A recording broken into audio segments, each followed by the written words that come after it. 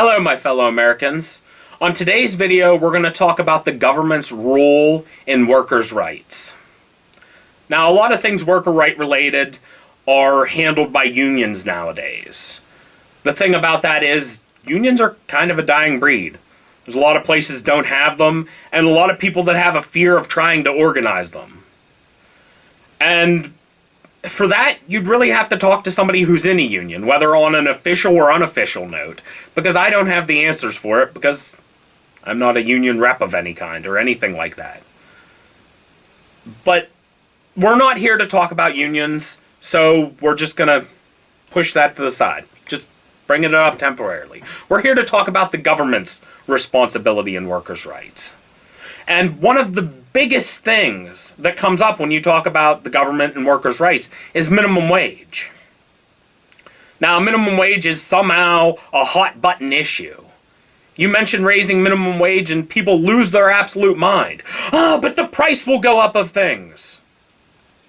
Minimum wage hasn't gone up since the 90s. Since before I was old enough to be part of the workforce. That's how long it has been since minimum wage went up. And you know what has gone up since then? The price of things. Now that's because there are a lot of factors that go into the price of things. Whether it be the cost of materials, the cost of handling that materials, whether it is your workers' pay, whether it's other benefits. There are a number of things that play into that. And worker rights do, to a degree. But while we're talking about people getting paid more and the price going up, why aren't the same people saying we can't raise minimum wage because the price go up? Why aren't they saying that company shouldn't be paying that CEO more?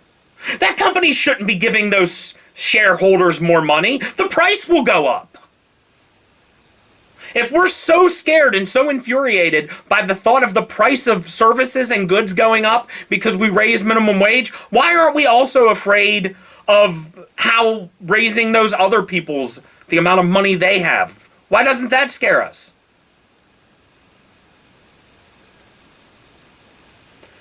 Since the time minimum wage last went up, CEOs have made millions upon millions more. Look at some of the pays certain CEOs have received. Look at the names that are among billionaires. Look at where their money came from. And then think, they're getting that much money. They're making this much a year, which breaks down to this much a month, and this much a week, and this much a day, this much a minute, this much a second. When you can look at somebody's pay and analyze it by how much they make a second, and think that that's okay, but it's still not good to raise minimum wage, there's something wrong. Now, I know everybody's afraid that the price will go up, and the price would likely go up for things if we raise minimum wage. But as I said, it's going up anyways. All these other people are getting filthy rich off of breaking the backs of their workers. And in that regard, minimum wage needs to go up. Now, some other fears about minimum wage going up is, well, if they need to pay workers more, they're going to want to fire workers to save for that, to compensate. And that's a possibility. And then, you know what happens? Then those remaining workers get more responsibility. And that's absolutely shitty. But you know what those employees should do in that instance? Demand more pay. And if they're not in a situation where they can demand more pay, then that thing I mentioned earlier, a union, maybe they're not so scary. Maybe you should consider getting one of them. But, backing up, so we're not going to talk about that. I'm not here to talk about unions. I'm talking about workers' rights in general. But if they start firing people because minimum wage goes up, it means they're a shitty company.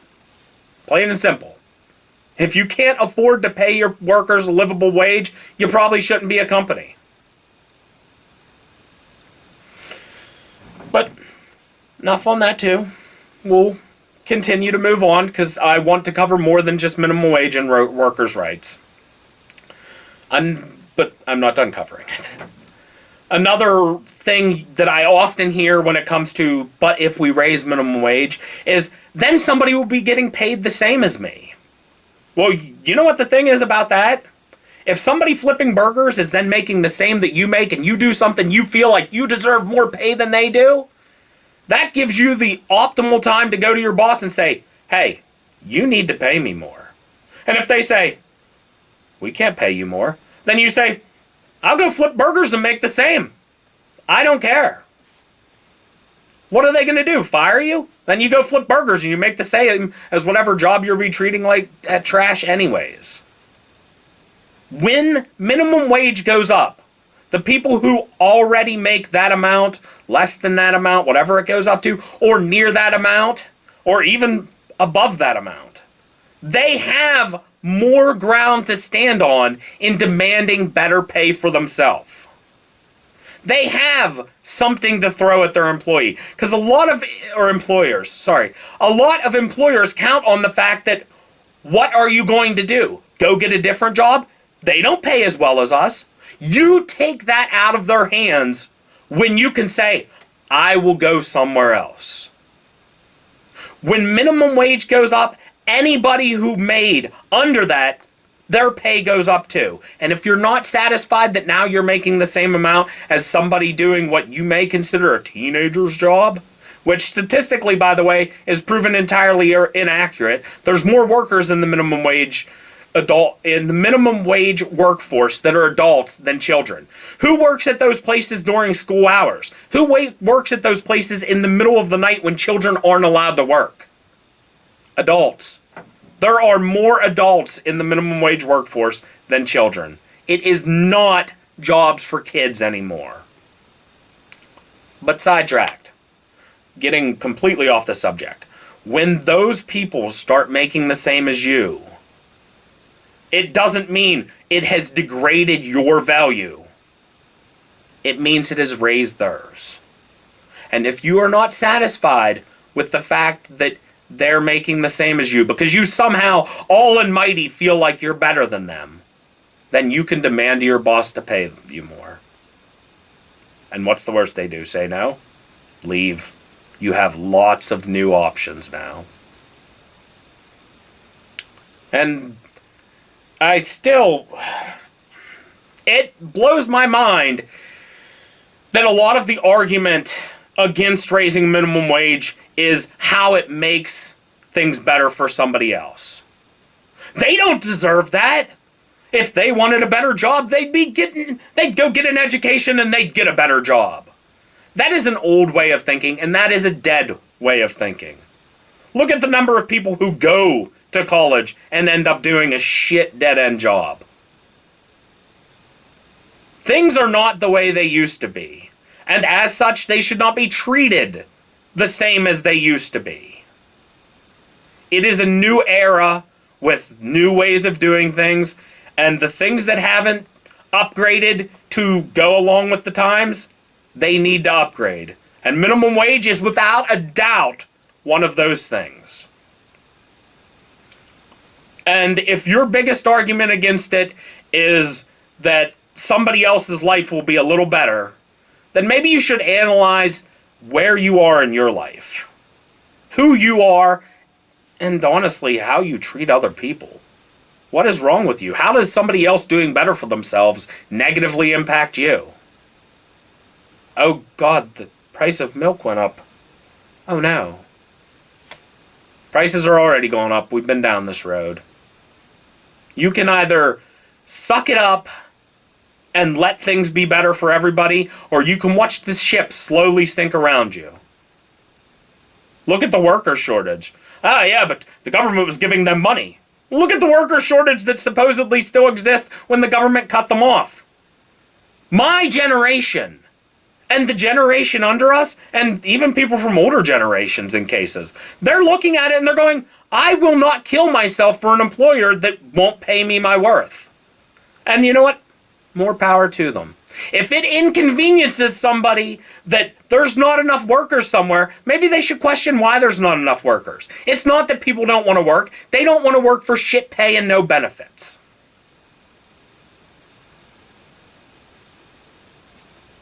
And if it inconveniences you that somebody else doesn't want to undersell themselves, seems like it's too damn bad for you.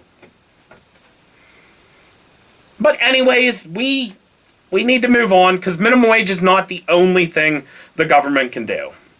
Not the only thing the government should do. Now, a lot of companies provide health care for their employees. It's generally considered to be the company's responsibility if the company so chooses to take that on. And the problem with that is there are thousands and thousands of Americans who don't have health care.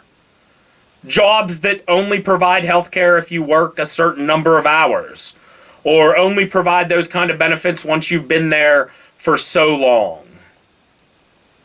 And some places that just don't offer them at all.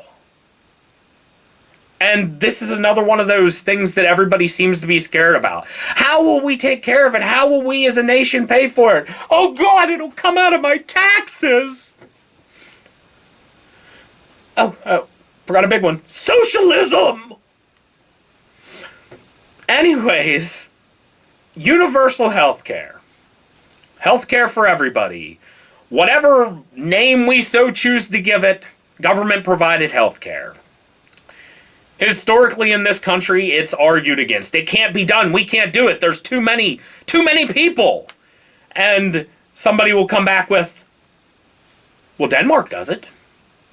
Well, Switzerland does it. Well, Germany does it. Well, I might be honestly naming countries that don't do it. I don't know. I haven't looked into every country that doesn't do it, because I don't care about what they do in their country. I care about what happens in my country.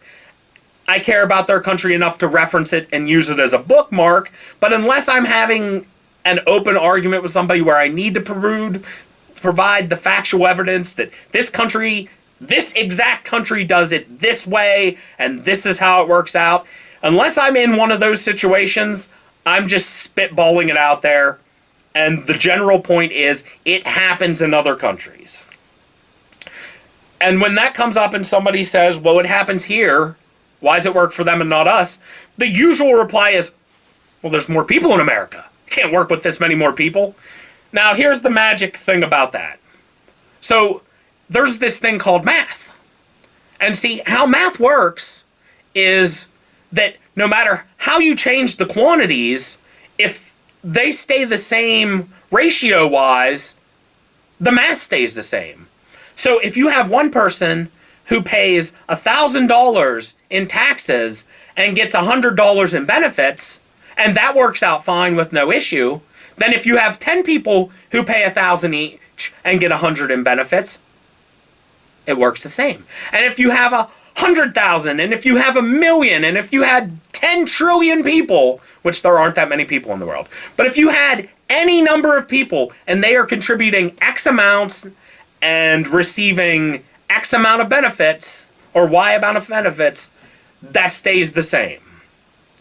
The big problem in this country with people contribute X amount and receive Y in benefits is we waste money. This country hemorrhages money all over the place.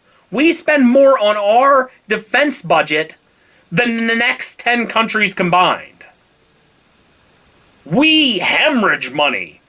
And this is not, we're not here to talk about the defense budget in this video. We'll definitely get that somewhere down the road. And we're not here to talk about all the other things that we just blow money on in this country. We're here to talk about workers' rights, and in this exact instance, health care.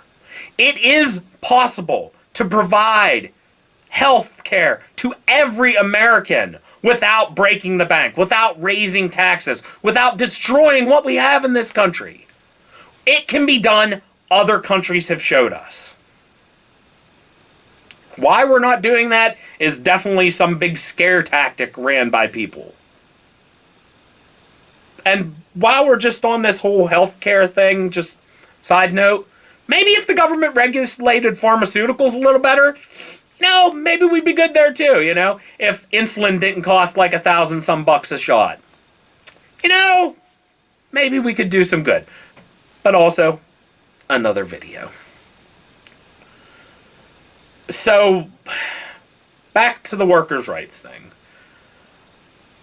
I'm going to be honest with everybody. I'm sorry, I'm kind of feeling a little tired right now. I'm going to cut the video short. I am honestly sorry for that. I haven't slept a lot lately, and I guess it's catching up with me. We'll do another workers' rights one again. Just for now, minimum wage, healthcare, let's focus on those. Those are what I went over today. Think about that. Think about how those can benefit everybody. Think about if the government puts their nose in it as much as everybody's like, everything the government touched gets ruined. Maybe because everything the government touched gets ruined right now because the people in charge ruin it. How about you put somebody in charge who doesn't want to ruin it? So, all that, I apologize again. I'm going to go lay down, get some sleep, maybe record another video another time about this. Like, eventually, definitely, but I meant, like, near history stuff. So, thank you for watching. I apologize again. Good night and goodbye.